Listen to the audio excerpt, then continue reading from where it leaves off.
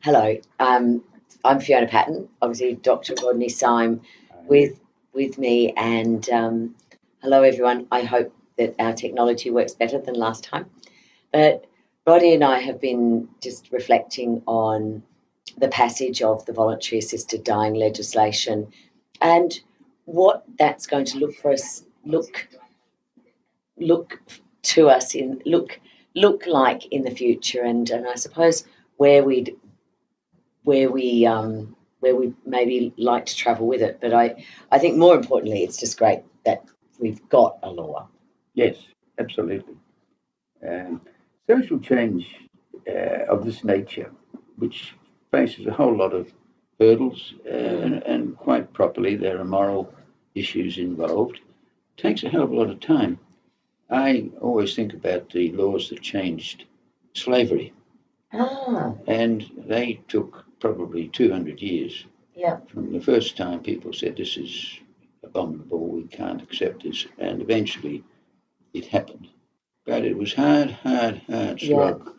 Wilberforce, wasn't it Wilberforce? Yes, it Yes. was. It He got the was. law changed in Britain in Yeah, 1834. yeah. He was arguing for it way back in Mm, 1790s. mm, So yeah, social change does take a lot of time. yeah. And I've always argued that these laws would change by evolution, Mm, not revolution. You can't expect to get dramatic change mm. overnight. I know when I was looking at the assisted dying legislation, I didn't have a personal story to tell. I Yeah.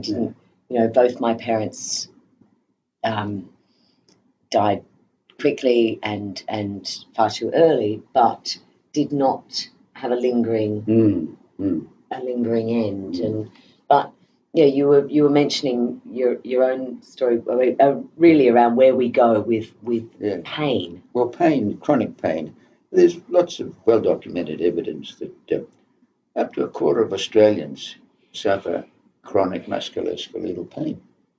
And there's also very good evidence that the medical profession is very poor, actually, at relieving chronic pain. There's been a big swing away from using opioids. They found that some people with a chronic pain can become addicted, but equally they're not an effective. They don't provide relief. No, they're not a cure. Yeah. They just modify things and they cause their own problems. But the other thing that's happened to me, apart from the chronic pain aspect and talking about patience, is that unfortunately my own dear wife has developed dementia. Mm. And if ever anybody needs to learn something about patience, it's to live and look after somebody with dementia. It is a dreadful condition, which I fully understand why the Parliament could not deal with it, and it is the hardest problem to deal with of any illness. The Dutch, who've been working on these issues for over 30 years, still having enormous problems. Right. And I think it will take decades before we come to any sort of possible solution to the problem. But it is a huge problem. It is becoming increasingly frequent, and I call it the worst disease known to man. Personally, I think it is absolutely shocking. The only way I see us modifying the suffering of dementia is through careful use of advanced care directives. Yes.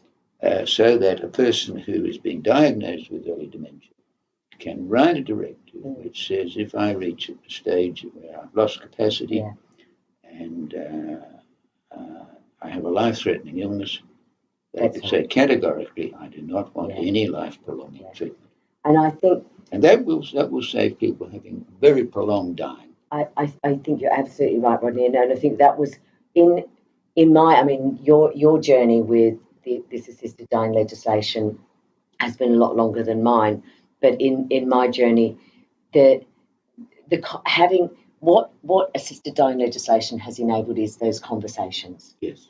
So those are hidden benefit. I know, and that's what you saw it as well. I mean, overseas, that's what so many of the doctors said. It was not that their patients necessarily would access the process and access the medicine, but being able to talk about what was in store and what their trajectory and what their forward thinking was. And as you say, with the advanced care directives, while you can only refuse treatment, you can start having those very much more nuanced conversations.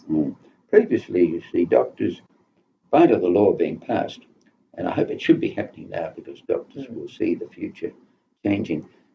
If a doctor had a patient who said, I want to talk about assisted dying, under the old system, that doctor would immediately get a wrench of fear in his gut. Yep.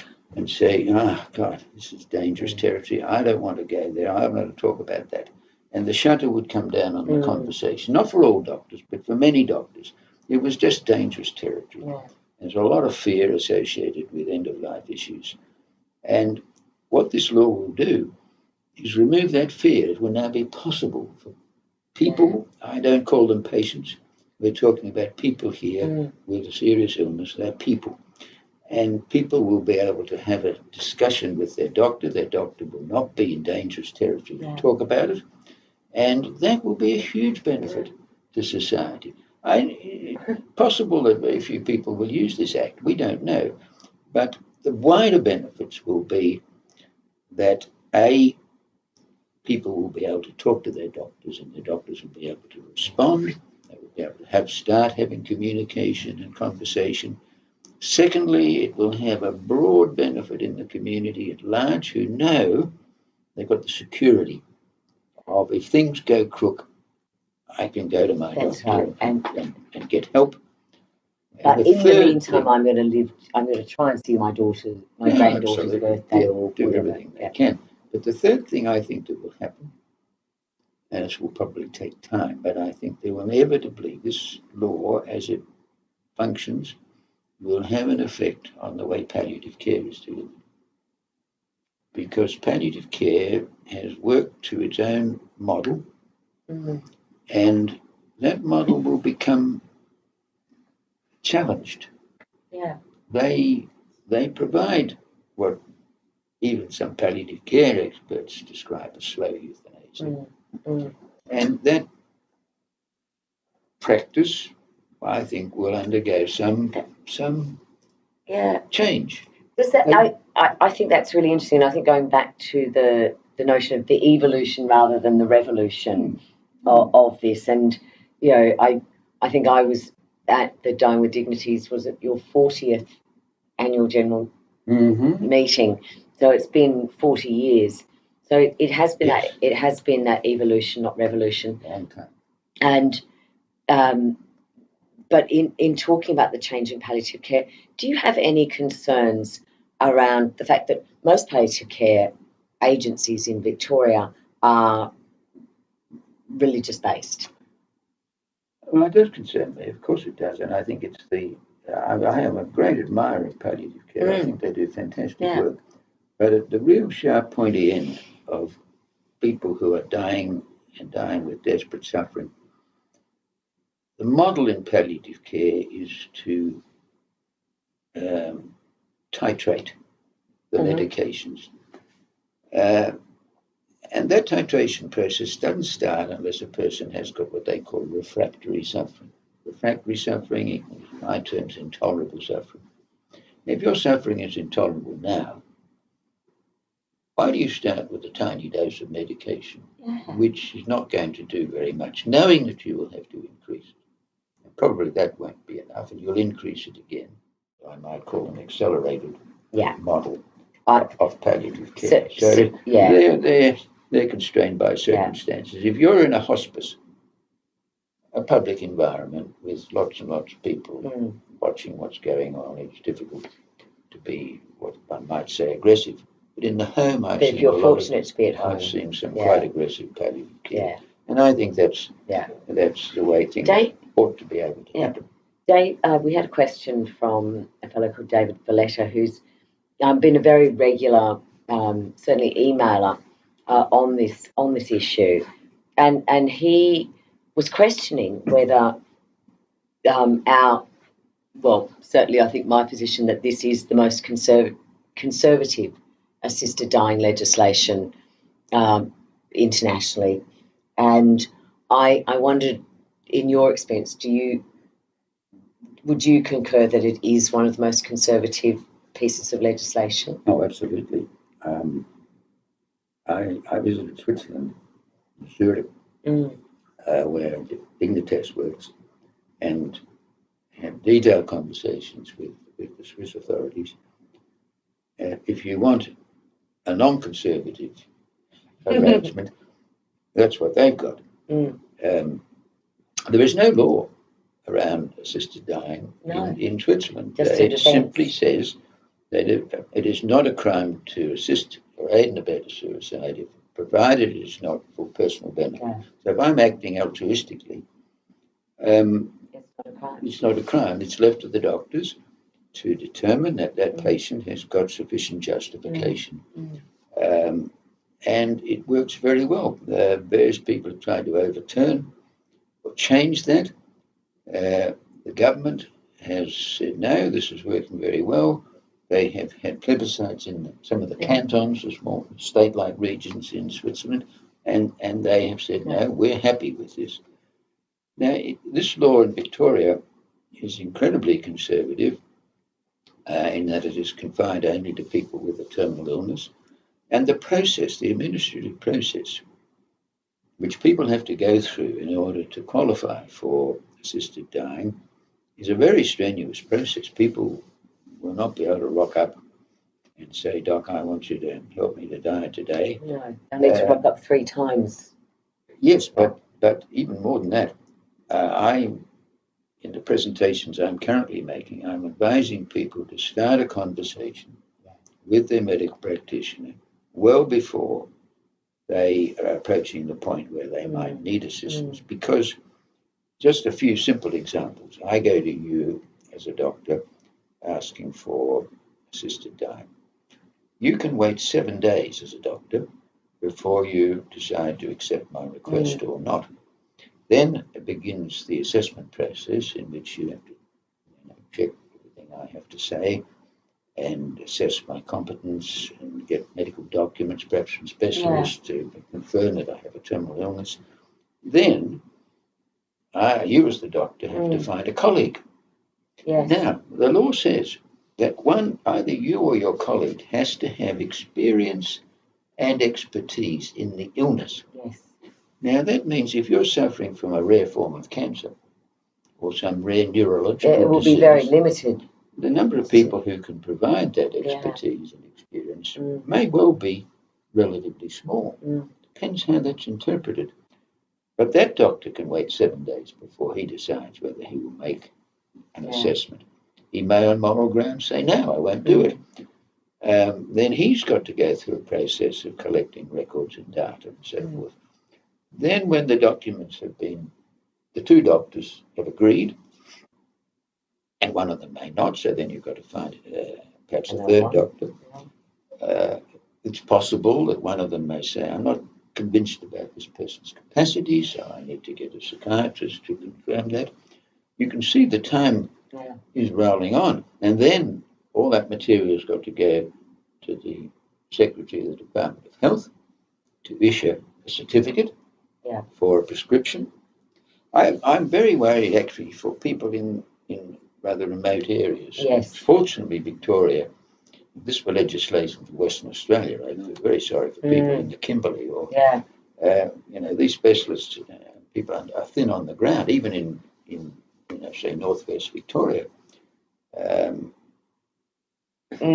People are going to have to travel. Sick people may well have to travel significant distance. I think it's incredibly sage advice, and it's very good advice. And kind of finishing this somewhat stilted broadcast, I mean, I'm incredibly pleased that we were able to get this legislation through, and I think it is the beginning of better end-of-life care, most generally, and it's part of a toolbox. For you, having been a campaigner for 40 years and possibly longer on this, your role now will be around educating people? Yes, very definitely. I think there's a huge role for education. I mean, although the law has been passed, I would be prepared to guarantee that the vast majority of people in the community, they know it's been passed, but they've got very little knowledge of what it of is. what it's all Yeah. about. There's a huge role to inform the community, and I think this legislation goes hand in hand with the Medical Treatment Planning and Decisions Act, because that's a way to start the conversation about advanced care directives, appointing medical treatment decision makers. That leads on into discussion about end of life and what sort of ideas, values people have. Yeah. I must say, in talking about advanced care directives, that I am not a fan of a values directive. A values directive, to expect somebody without any medical knowledge to write down on a plain sheet of paper what they want about the end of life, not knowing anything about medicine, their illness, treatments that are available. I think that's really not going to work. No, it I'm needs to very be. much an advocate for the instructional directive, in which the person issues directions, being fully informed about their illness, so that what happens is what they want to happen, not what the doctor is interpreting. And I think that's certainly where we'll go, where the technology is taking us and where our education is taking us. Of course, the legislation comes in on the 19th of June. There's going to be an election between now and then. So while we've passed this legislation, that it's there is still some passionate people who oppose this legislation, and given the opportunity, they may well. I don't think we're in clear ground just yet. I agree with you. There are some passionate people on both sides of politics and independents who would like to see this law repealed. But I think more of them lie in the Liberal Party, and it's possible that the Liberals, if they became government, would accelerate a private member's bill. That's a risk that people need to be aware of. However, I have a feeling that whilst quite a number of people who oppose the legislation,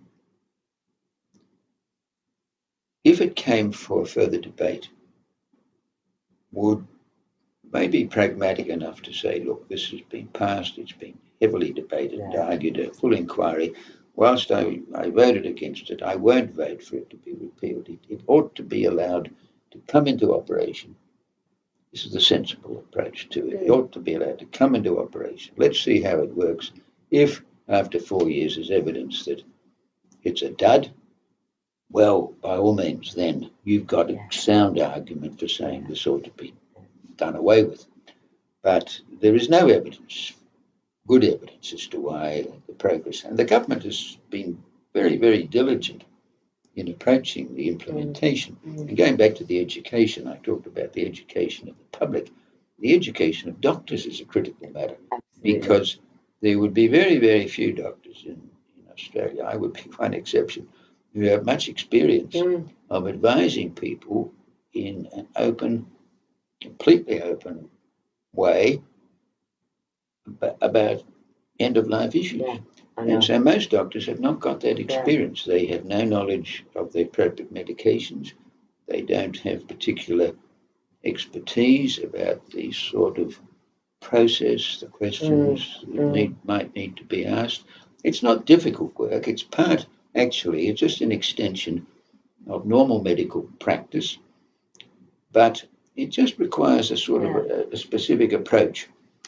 Doctors, people say, doctors will not be able to determine patients' capacity.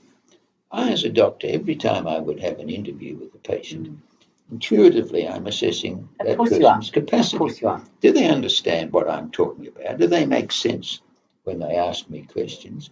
Do their questions there, and I ask repetitive questions of them to see that they're giving me sensible answers in return. So there's a capacity process goes on almost with every medical consultation, and to consider that doctors are be unable to do this, it's just crazy nonsense. That's right. Thank you so much, Rodney, and thank you for everything. I think your calm stewardship through this process has been extraordinary, and you know, I think we all know and appreciate that we would not be here without you, and I just am so proud to have been part of this process and have been with you for part of it. But well, equally, I could say that it's politicians like you being prepared to push the envelope in the inquiry and in the debate that the community owes an equal debt. wow, Thank yeah, you. mutual admiration. Thank you.